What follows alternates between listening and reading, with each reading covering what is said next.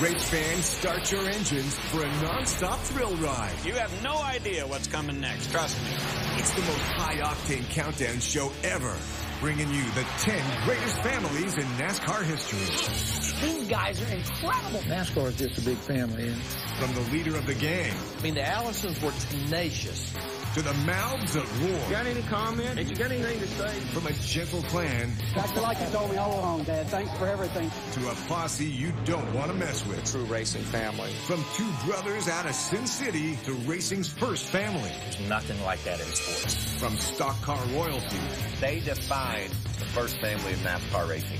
To a legend, his father and his son. Buckle up and hang on. It's the 10 greatest families in NASCAR history. This is number 10. The Busch brothers have changed this sport in a lot of ways. You're about to see history. The first man ever to sweep all 3 Touring Series.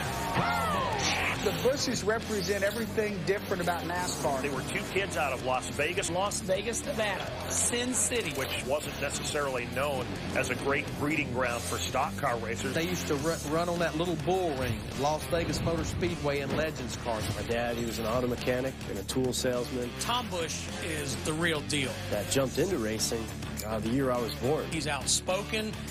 Doesn't have a filter. If you watch them race, you can see some of the same things. Their bad boyness. I don't think he hit the brakes. Right again, inside. And they came in brash and unapologizing. They're not worried about making friends. Well, hand signaling given the NASCAR official. They don't care about having the biggest fan club. They only care about one thing. They just want to win races. And that's winning races. $1 million. Kurt Busch wins. They figured out that the bad boy image coming from Las Vegas has worked out for both of them. I think Kurt's kind of toned the act down, but Kyle hasn't. You know what? When you're winning races like Kyle Busch is doing, you don't have to. So I said, you play that game, I'll play it back. So I dumped him. Kyle Busch is one of the most entertaining people to listen to on the radio. You know, in terms of radio conversation, don't let the kids listen to Kyle. The Busch brothers are awesome for our sport. They got a lot of talent. They are winners, both of them. But boy, are they aggravating. They win so much. I'd say this will be quite a celebration in Sin City tonight. Number 9. The Labonis are a true racing family. Bobby and Terry Labonte, two tough Texans, and I guess if you're going to be Bob Labonte's kid, you better be tough. Bob Labonte's hard work got both of his boys in position to win a championship. Day of was for the Labonis. The Labonis are funny because they're so quiet. There's be a lot of times you could be in the room with them and not even know they were there. They don't make a lot of noise. They just get it done. Labonte wins the race, and Terry Labonte has become the 1996 NASCAR Winston Cup champion. You know, they called Terry Labonte the Iceman because he was cool under pressure. Terry Labonte, probably the quietest two-time Sprint Cup champion NASCAR's ever had. That's the way it goes. We won. Bobby Labonte, he's also the kind of guy that doesn't say, hey, put the spotlight on me, but he just goes out and gets it done. Tremendously talented. Bobby never got a nickname. Terry stole it from him because, honestly, he's the Iceman, too. He's the sequel. Labonte family is still with us, thankfully. They've lasted forever just because they know a thing or two about race cars. They are some of the best racers ever in our sport, but more importantly, two downright good guys that made up one of the best families in NASCAR. Number 8. He's going to make it. Dale Jarrett's going to win the Daytona 500. When you hear the name Jarrett, you think class immediately. No better family in NASCAR than the Jarretts. Ned Jarrett was known as Gentleman Ned Jarrett. There's never been a nickname in the sport that was more fitting. Ned Jarrett is one of the nicest, if not the nicest guy to ever grace a NASCAR garage area. Ned Jarrett set the bar pretty high. 50 race wins, 2 championships. And then said, it's time for me to retire. And he stepped away. Now, he retired in his mid-30s. Why? He wanted to be a father to his boys. They were pretty young when I retired from driving. Glenn was 15 and Dale was 9. The great thing is that Ned Jarrett was still around the sport even after he stopped driving. And it was neat to see both Glenn and Dale continue on in auto racing. It's tough to come along and be that second-generation driver, and Dale Jarrett did that. Dale Jarrett won everything there was. Daytona 500, Brickyard. Won a championship, 3 Daytona 500s. Super job there, Dale. I tell you, I'm really proud of you. You did just exactly what you had to do, like I told you, right? That's right, exactly like you told me all along, Dad. Glenn did some driving himself and then went into broadcasting. Has a wealth of NASCAR knowledge from all that time at the track. Jason was Dale's son. Jason Jarrett's a spotter and one of the best spotters in the sport that we have today. It's quite an honor to be listed as far as families in the sport, and I feel that family has what has helped to build this sport on a solid basis. Next, the smooth-talking Waltrips. Wait a second. What happened in this family? It's just amazing. Dang, I love it. And the Wild Wallaces. The Wallace family. I mean, these guys are incredible. You can't walk in the garage without tripping over a Wallace. When the 10 greatest families in NASCAR history returns. What do I like about 9481 today? That's 1-800-862-9481. Time now for the honorable mentions that just missed the 10 greatest families in NASCAR history. Buck Baker was a pioneer of the sport. And his son followed in his footsteps. Buddy Baker could drive just about any race car. Never been anyone in this sport more loved and more missed than Benny Parsons. Sport's better off with the Parsons having been around it. The Bodines drove you nuts. You know why? Because they all won and they were all good. This is number 7. You talk about NASCAR, and the Wood brothers are one of the first families that come to mind. The Wood brothers are one of the great families in the history of NASCAR. Kind of the spine of this sport. There was so much respect for Leonard Wood and Glenn Wood and Lynn and Eddie and that whole family. The Wood brothers have been around since NASCAR was named. Since the beginning of time. Petty Enterprises and the Wood brothers are the 2 longest teams that have been in the sport. Just started with nothing in the woods of Virginia. They are Stewart, Virginia. I had the good fortune to drive for the Wood brothers, and you know what I loved about them the most? It was their family car. They save every penny they make and they put it back into their race car. They owned it, they built it, they knew everything about it. They dipped into their own pockets so many times. And without big sponsors all the time or a big operation like a Hendrick Motorsports. The Wood brothers did it their way for so many years, and that's why they've survived. So now they say, okay, everybody's hiring these young drivers. Well, they gave Trevor Bayne a shot. Cinderella Wayne is going to win the Daytona 500. To see them win the 2011 Daytona 500 was absolutely amazing. The Wood brothers return to victory lane with 20-year-old Trevor Bayne. Just a great testament to how these guys have adapted over the years. How cool is it to see the Wood brothers back in victory lane? They've been totally devoted to this sport since day one. They've revolutionized the sport in many different ways, and they've raised the bar for competitors in this sport. Number 6. In terms of words per minute, there's never been a bigger family in the history of NASCAR than the Waltrips. Got any comment? Ain't you got anything to say? It's just amazing. How much is first place pay? Where's victory lane and how big's the trophy? I don't think the heavy stuff's going to come down for quite some time now. God dang, I love it. You have no idea what's coming next. Trust me. Yes, wait, I'm close. You. Well, I don't know how anyone got a word in edgewise in that family. I can't dance. Follow me in Tennessee. I thought it was kind of bragging that we thought we could win. Helmets cost more than hats. Use the hat. They're not going to let me talk.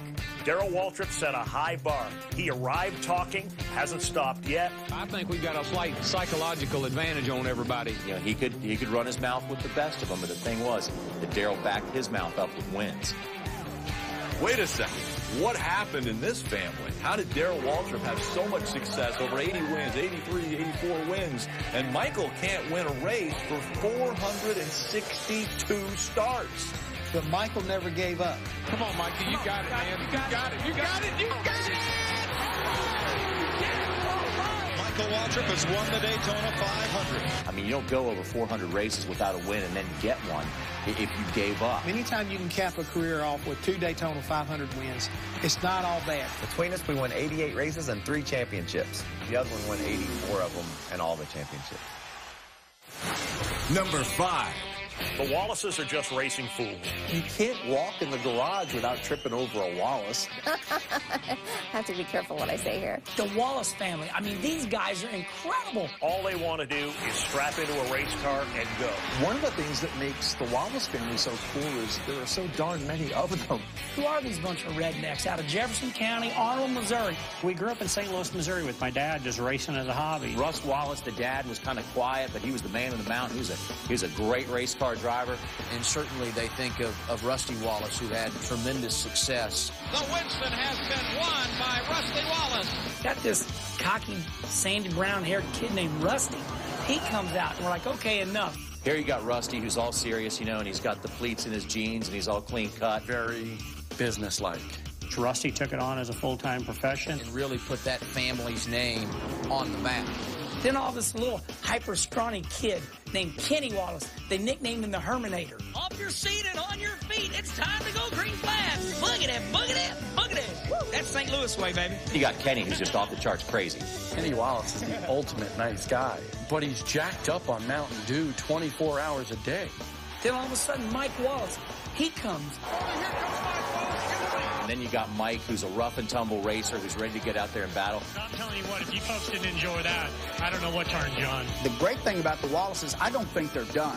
Now you got young Steven that has just a little bit of all of the other Wallaces in him. I think Chrissy may be heard from before this is all over. Stop! We get the point.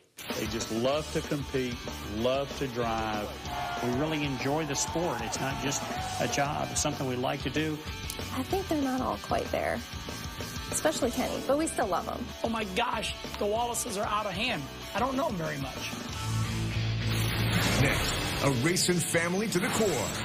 They were never given anything. And there's a fight between Cale Yarborough and Donnie Allison. And 3 generations of Earnhardt. One of the biggest names in our sport. That's pretty special. Where's the rest of them? Keep them coming. When the 10 greatest families in NASCAR history return. Welcome back to the 10 greatest families in NASCAR history. This is number 4. The Allison family is the ultimate racing family. The name ranks up there really high. They won a lot of races, did it the right way. Fires under the checkered flag. Bobby Allison does it. It's just a whole group of people that contributed enormously to our enjoyment of automobile racing. They come out of Birmingham, Alabama. They're tough. They were never given anything. Bobby didn't have a lot of money. Donnie didn't have a lot of money. These guys raced 6 and 7 nights a week. They'd be in Florida. The next couple nights later, they'd be in Ohio. They'd run Pennsylvania. They made a living doing this. You know, you don't think about suit and ties with the Allisons. You think about hard-working and really knowledgeable about race car people. Bobby was a hard-working driver, and it paid off in a lot of wins. Bobby Allison, 80-something wins. I think of Bobby and Donnie, you know, and the way they protected each other and would fight for each other. Remember the 1979 Daytona 500? And there's a fight between Cale Yarborough and Donnie Allison. I mean, the Allisons were tenacious. They created the Alabama gang. The Alabama gang has conquered the Daytona 500. They acted like a family. Here comes Davey Allison to the bottom. Davey Allison was going to be one of the best ever. To see Bobby and Davey Allison have a 1-2 finish in the Daytona 500 is pretty incredible. Bobby Allison, Davey Allison is son in second. What a tremendous family performance. Every one of them worked very, very hard to achieve what they achieved. And all of a sudden, boom, we heard about that accident and that Davey lost his life. I think we all were just stunned by it. It was like a rock fell on the family. But then for Clifford, the younger brother, to die in a race car is just almost too much to comprehend. I think we all felt like we were part of the Alabama gang at that point. But it's because they're great people that they made it through. I think Bobby sums it up perfectly when he says, yes, we've had a lot of dark days in this sport, but a lot of families have dark days without ever having the great days that we've had as well.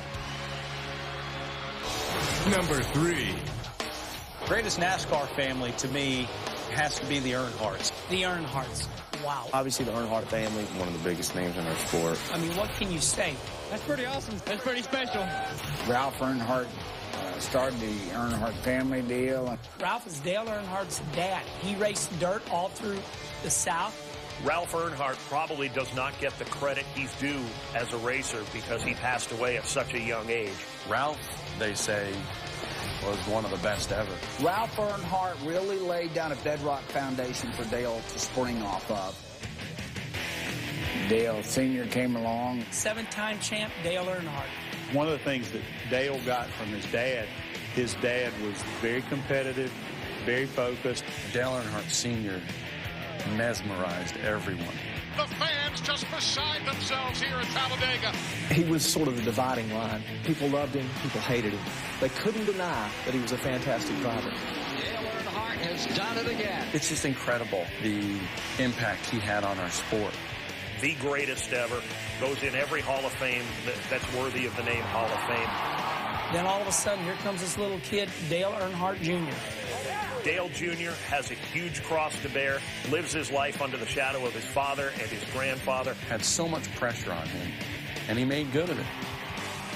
Boy, it sure was cool to see Dale Jr. be able to drive a car just like his old man could when he showed up. We're like, wow, where's the rest of them? Keep them coming.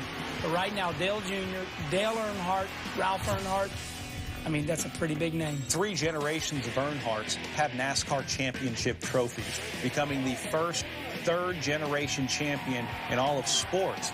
To me, says that has to be the greatest racing family in all of NASCAR. Next, the greatest NASCAR families of them all. The greatest family ever. The first family of NASCAR racing. We wouldn't be here today if it wasn't for them. I don't know if there's any other people in the world that could have done what they have done over the years. When the 10 greatest families in NASCAR history returns. Welcome back to the 10. We've brought you 8 great NASCAR families so far. They're not worried about making friends. What a day it was for the Labonte. They just get it done.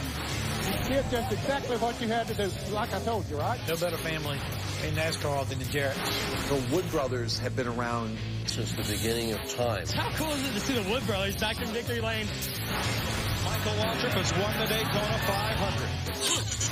500. All they want to do is strap into a race car and go. Stop! We get the point.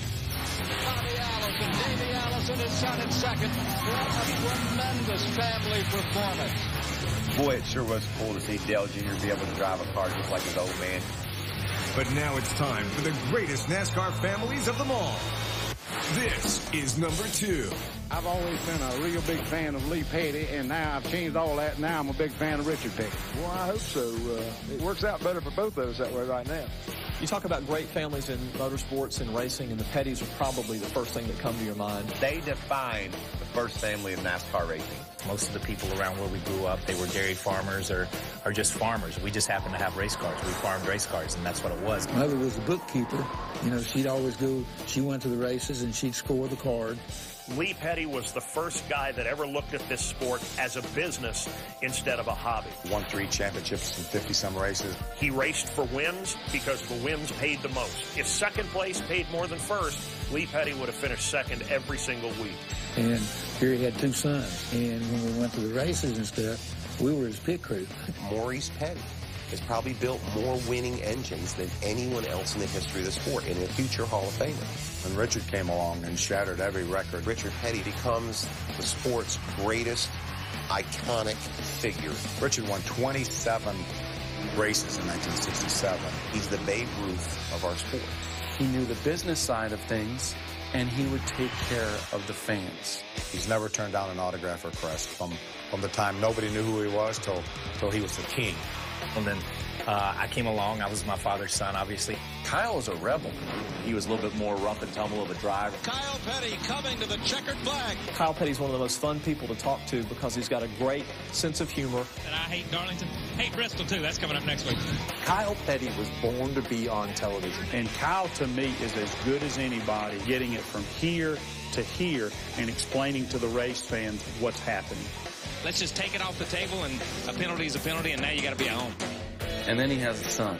Adam. That's Adam Petty, and we'll see him here in the Daytona 500 sometime in the future, Ken. Showed so much class as a young driver. Then, I guess the good Lord didn't see fit that that was the way it was supposed to be, so he took Adam from us. These days when you hear Kyle Petty talk about Adam Petty, it's a very positive thing because he can look now and see what a tremendous impact Adam Petty's life had. And I don't think anyone has ever given more to this sport than the Petty family has. It's always been a family-oriented deal.